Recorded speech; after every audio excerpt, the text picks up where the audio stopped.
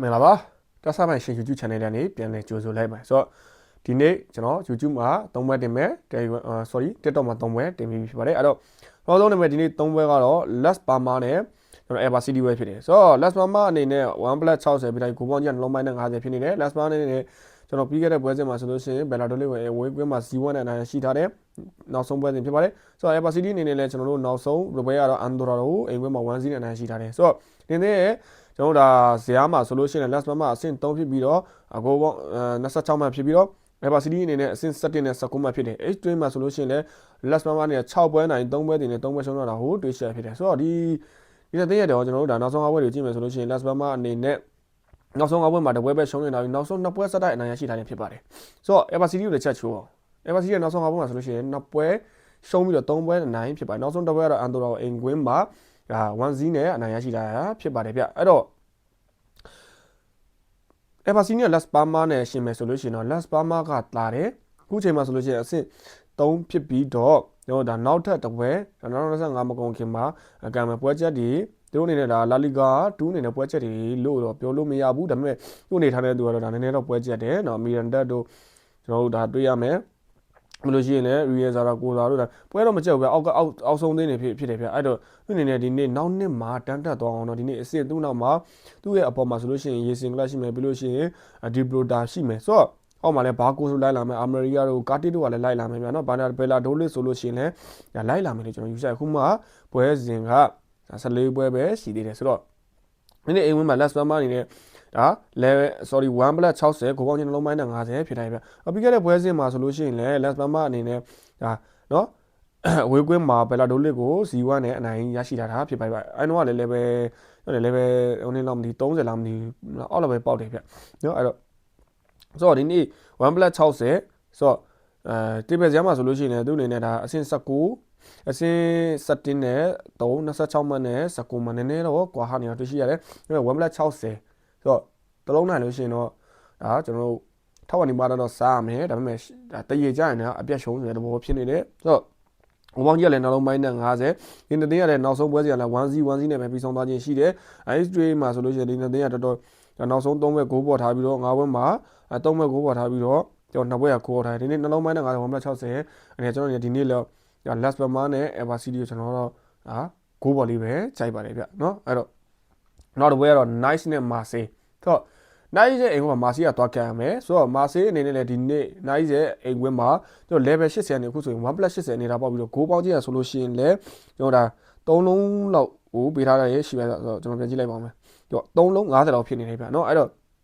့နောက်ဆုံးမှာဆိုလို့ရှိရင် Marseille ကအိမ်ကွင်းမှာ Barrett ကို 3-0နဲ့အနိုင်ယူထားပြီးတော့ Nice ကနောက်ဆုံး5ပွဲမှာ3ပွဲစတဲ့ရှုံးထားတယ်ဗျเนาะ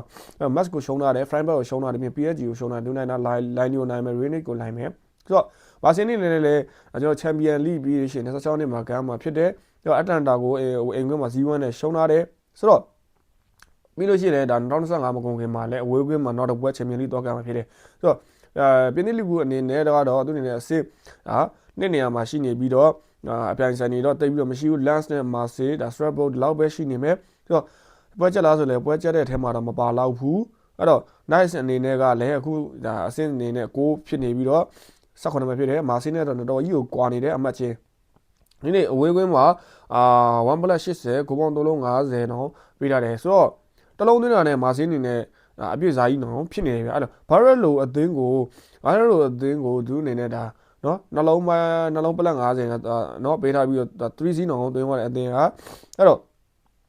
Nice နဲ့သူနဲ့တော့ဘယ်တော့မှမကွာဘူးဒါပေမဲ့ Nice ကအခု3ဘက်စရတော့ရှုံးထားတယ်ဆိုတော့နိုင်ငံတကာရတဘက်ပြီးတော့ပထမဦးဆုံးနေ့မှာပဲ Marseille ကအဲ့တော့ထပြီးပေးလိုက်တယ် level 80နဲ့ 1+80ဆိုပြီးတော့ပေါက်သွားတယ်ကိုကောင်းချင်း3လုံးပလက်50ဆိုပြီးဖြစ်တယ်အဲ့တော့ကျွန်တော်ဒီနေ့ဘာကြိုက်လဲလို့မေးလို့ရှိရင်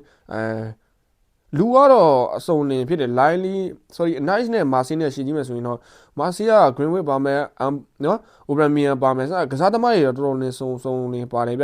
နော်အဲ့တော့ဒီနေ့ပေးထားတဲ့ပေါက်ကြီးကြီးကလည်း1+level 80ကနေ1+90ဖြစ်သွားတယ်နောက်တစ်ဆင့်ကန်မှာကလည်း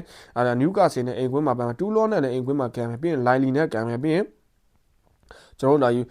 Union စိတ်ကဲဆူလိုက်နဲ့ကျွန်တော်မာဆင်းနဲ့အဝေးကွင်းမှာချန်ပီယံလိမှာတော့ကန်မယ်ပြီးရင်မိုနာကိုနဲ့ကန်မယ်မိုနာကိုနဲ့ကန်ပြီးတော့အပြန်ကြီးမဲ့ဆိုတော့နည်းတော့ပွဲချက်တယ်ဗျာနော်ပွဲစဉ်တွေကသူ့အနေနဲ့တော်တော်ကြီးဟိုနေဖြစ်တယ်အဲ့တော့ တေဘယ်မှာကလည်းကျွန်တော်တို့ဒါ PSG နဲ့2မှတ်ပဲကွာတယ်ဆိုတော့ PSG ကလည်းကျွန်တော်တို့ဒါနောက်တစ်ပွဲကလည်းလီဟာဘိုင်းနဲ့အိမ်ကွင်းမှာတွေ့ရမှာဖြစ်တယ်ဗျအဲ့တော့ level 80နဲ့1 plus 90ယူချက်ချင်းအကောက်ခံငါကြီးပြောင်းသွားတယ်ဆိုတော့ကိုပေါင်းကြီးကလည်းဒါဒီလောက်ပဲရှိရ350အနေထားကြီးဖြစ်နေတယ်အဲ့တော့ကျွန်တော်တို့ဒီပွဲစဉ်ကိုပြောရမယ်ဆိုရင်တော့ဂိုးဘော်လေးကိုကြိုက်တယ်ပေါ့နော်နိုင်နဲ့မာဆီကိုကျွန်တော်ဂိုးဘော်လေးကိုကြိုက်ပါတယ်အဲ့တော့နောက်တစ်ပွဲကတော့ဘလင်စီနာနဲ့လီဗန်ဒေးပွဲဖြစ်တယ်ဆိုတော့ဘလင်စီနာအနေနဲ့ဒီပေးစားတာကတော့ level လေးလေ level 80နဲ့အခု level 90လောက်ဖြစ်နေပြီနော်အဲ့တော့ level 90ဖြစ်ပြီးတော့ဂိုးပေါင်းကြီးကဆိုလို့ရှိရင်လည်းဒါနှလုံး3လုံးပလက်80ဖြစ်သွားတယ်အဲ့တော့ချက်ချင်းနှလုံး80လောက်ရှိတာနှလုံး80နှလုံး90 95လောက်ပေးထားတယ်အခု3လုံးပလက်80ဖြစ်သွားပြီးတော့ဘလင်စီနာ level -80အနေထားဖြစ်တာဘလင်စီနာအနေနဲ့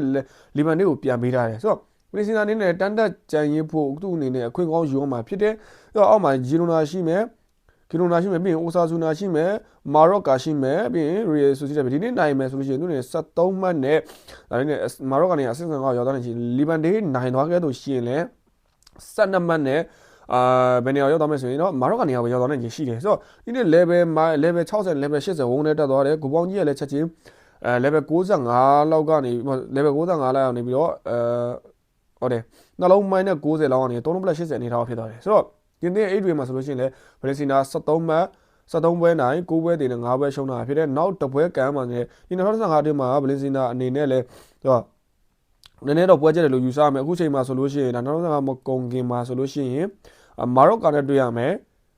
အဒီကိုမနဲ့တွေ့ရမယ်စီဘီလာနဲ့တွေ့ရမယ်ပြီးရင်ဘယ်လာကာနိုနဲ့တွေ့ရမယ်ဆိုတော့သူတွေ့ရမှာတွေကအိမ်ကွင်းမှာစီဘီလာမာရော့ကာပဲရှိပြီးတော့အဝေးကွင်းမှာဘယ်လာကာနိုနဲ့အဒီကိုမထည့်တွေ့ရမယ်ဆိုတော့ဒီနေ့တင်းကဒါမရဘူးเนาะအဒီကိုကလည်းကောင်းတယ်လို့